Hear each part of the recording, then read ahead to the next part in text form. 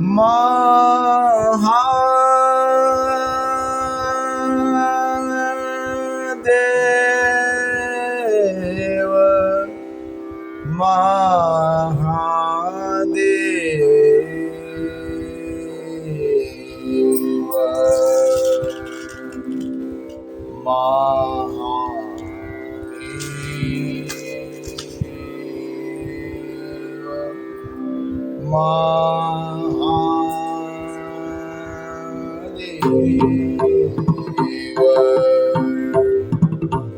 हर हर महादेव देव हर हर महादेव देव नाद वेद जागे नाद वेद जागे हर हर महादेव देव हर हर महादेव देव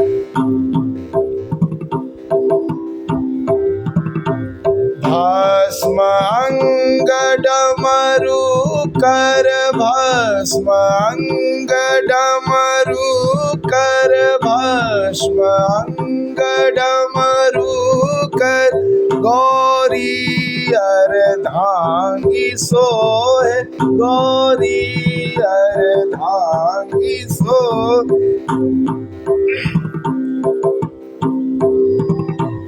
वृषभ वाहन दीन शरण वृषभ वाहन दीन शरण चंद्रमा ललाट धरे हर हर हर हर महादेव देव हर हर महा हर हर महा हर हर महा देव देव महादेव।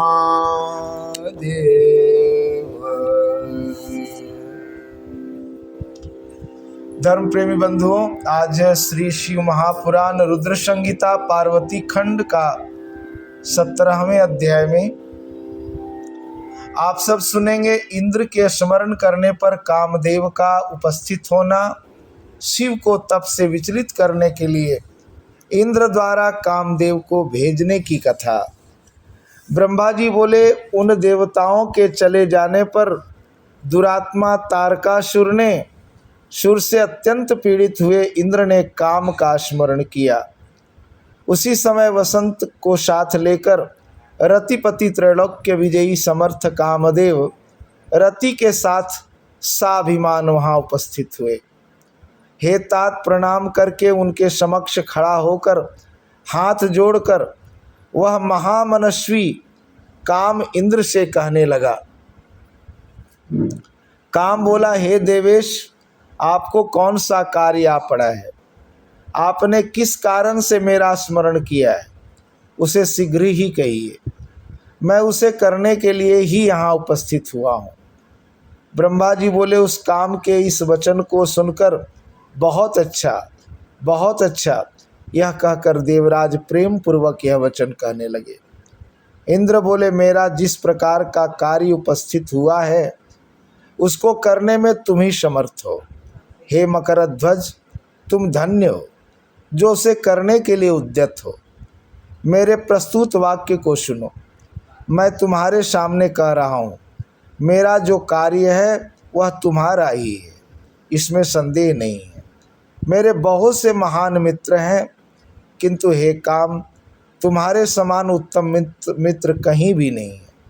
हे तात, विजय प्राप्त करने के लिए मेरे पास दो ही उपाय हैं, एक वज्र और दूसरे तुम। जिसमें वज्र तो निष्फल भी हो जाता है, किंतु तुम कभी निष्फल होने वाले नहीं हो। जिससे अपना हित हो उससे प्रिय और कौन हो सकता है। इसलिए तुम मेरे सर्वश्रेष्ठ मित्र हो। तुम अवश्य ही मेरा कार्य संपन्न कर सकते हो। समयानुसार मेरे सामने असाध्य दुख उत्पन्न हो गया है, तुम्हारे अतिरिक्त कोई भी उसे दूर करने में समर्थ नहीं। दुर्भिक्ष पड़ने पर दानी की, युद्ध स्थल में सूरवीर की, आपत्ति काल में मित्र की, असमर्थ होने पर स्त्रियों की, और कुल की नम्रता में तथा संकट के उपस्थित होने पर सत्य की और उत्तम स्नेह की परीक्षा परोक्ष काल में होती है। यह अन्यथा नहीं है, यह सत्य कहा गया है। हे मित्रवर्य, दूसरे के द्वारा दूर न की जा सकने वाली मेरी इस विपत्ति के आ पड़ने पर आज तुम्हारी परीक्षा होगी। सुख की प्राप्ति कराने वाला यह कार्य केवल मेरा ही नहीं है, अपितु यह सभी देवता आदि का कार्य है, इसमें संदेह नहीं। ब्रह्मा जी बोले। इस प्रकार इंद्र के इस वचन को सुनकर कामदेव मुस्कुराते हुए प्रेम युक्त वचन कहने लगा। काम बोला, हे देवराज, आप इस प्रकार की बातें क्यों कर रहे हैं? मैं आपको उत्तर नहीं दे सकता।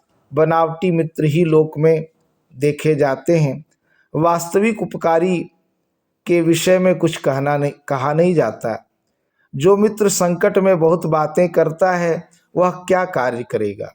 फिर भी हे महाराज, हे प्रभु, मैं कुछ कह रहा हूं, उसे आप सुने।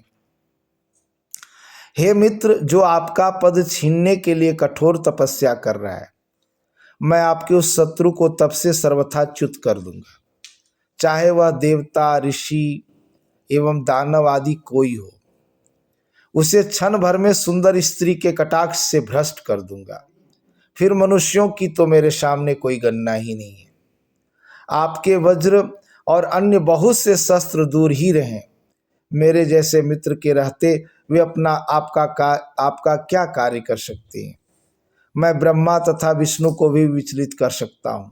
अधिक क्या कहूँ, मैं शंकर को भी भ्रष्ट कर सकता हूँ, औरों की तो गणना ही नहीं। मेरे पास 5 ही कोमलवान हैं और वे भी पुष्प निर्मित हैं। 3 प्रकार वाला मेरा धनुष भी पुष्पमय है, उसकी डोरी भ्रमरों से युक्त है। मेरा बल सुंदर स्त्री है तथा वसंत मेरा सचिव है।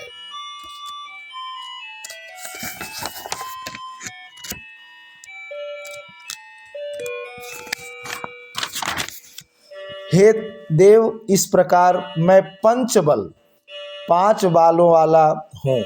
चंद्रमा मेरा मित्र है, श्रृंगार मेरा सेनापति है और हाव भाव मेरे सैनिक हैं। हे इंद्र, ये सभी मेरे उपकरण मृदु हैं और मैं भी इसी प्रकार का हूँ। जिससे जो कार्य पूर्ण हो, बुद्धिमान व्यक्ति को चाहिए कि उसको उसी कार्य में नियुक्त करे। अतः हे इंद्र, मेरे योग्य जो भी कार्य हो उसमें आप मुझे नियुक्त करें। ब्रह्मा जी बोले, हे नारद, इस प्रकार उसके वचन को सुनकर इंद्र अत्यंत प्रसन्न हो उठे और वाणी से सत्कार करते हुए वे स्त्रियों को सुख देने वाले काम से कहने लगे।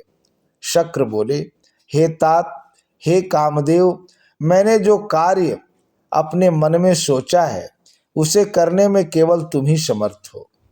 वह कार्य दूसरों से होने वाला नहीं है।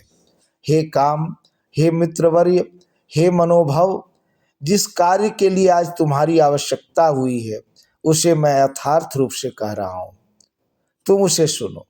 इस समय तारक नामक महादैत्य ब्रह्मा से अद्भुत वरदान पाकर अजेय हो गया है और सभी को पीड़ा पहुंचा रहा है। वह सारे संसार को पीड़ा दे रहा है। उसके कारण सभी धर्म भी नष्ट हो गए हैं। सभी देवता और ऋषिगण दुखित हैं। देवताओं ने अपने बल के अनुसार उससे युद्ध भी किया, किंतु सभी के शस्त्र उसके सामने व्यर्थ हो गए। वरुण का पास टूट गया और विष्णु के द्वारा उसके कंठ पर प्रहार किया गया, किंतु उनका वह सुदर्शन चक्र भी कुंठित हो गया। ब्रह्मा जी ने दुरात्मा दैत्य की मृत्यु का निर्धारण महायोगीश्वर शिव के वीर्य से उत्पन्न हुए पुत्र के द्वारा किया है। अब तुम्हें प्रयत्न पूर्वक इस कार्य को अच्छी तरह करना चाहिए। हे मित्र, इस कार्य से देवताओं को महान सुख होगा। अतः तुम हृदय में मित्र धर्म का स्मरण करके मेरे लिए भी हितकर तथा सभी लोगों को सुख देने वाले इस कार्य को इसी समय संपन्न करो। वे परमेश्वर प्रभु कामना से परे हैं। वे शंभु इस समय हिमालय पर्वत पर परम तप कर रहे हैं। मैंने ऐसा सुना है कि उनके समीप ही पार्वती अपने पिता से आज्ञा लेकर अपनी सखियों के साथ उन्हें प्रसन्न कर अपना पति बनाने के उद्देश्य से सेवा परायण रहती हैं। हे काम, इस प्रकार उपाय करना चाहिए जिससे कि चित्त को वश में रखने वाले शिव जी की अभिरुचि पार्वती में हो जाए। ऐसा करके तुम कृत्य हो जाओगे और सारा दुख नष्ट हो जाएगा। तुम्हारी कीर्ति भी संसार में चिरस्थायी हो जाएगी, इसमें संदेह नहीं। ब्रह्मा जी बोले, इंद्र के इस प्रकार कहने पर कामदेव का मुख कमल खिल उठा और उसने प्रेम पूर्वक इंद्र से कहा, मैं आपका यह कार्य निस्संदेह करूंगा।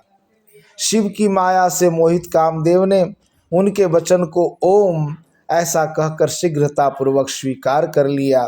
तत्पश्चात जहाँ साक्षात योगीश्वर शंकर कठोर तप कर रहे थे, वहाँ प्रसन्न चित्त होकर अपनी पत्नी तथा वसंत को साथ लेकर कामदेव पहुँच गया। इस प्रकार श्री शिव महापुराण के अंतर्गत द्वितीय रुद्र संहिता के तृतीय पार्वती खंड में इंद्र कामदेव संवाद वर्णन नामक 17वां अध्याय पूर्ण हुआ। हर हर महादेव देव हर हर। तो इस प्रकार ये 17वां अध्याय था और कल 18वें अध्याय में आप सब सुनेंगे कामदेव द्वारा असमय में वसंत ऋतु का प्रभाव प्रकट करना, कुछ क्षण के लिए शिव का मोहित होना, पुनः वैराग्य भाव धारण करने की कथा। आज के लिए इतना ही, धन्यवाद।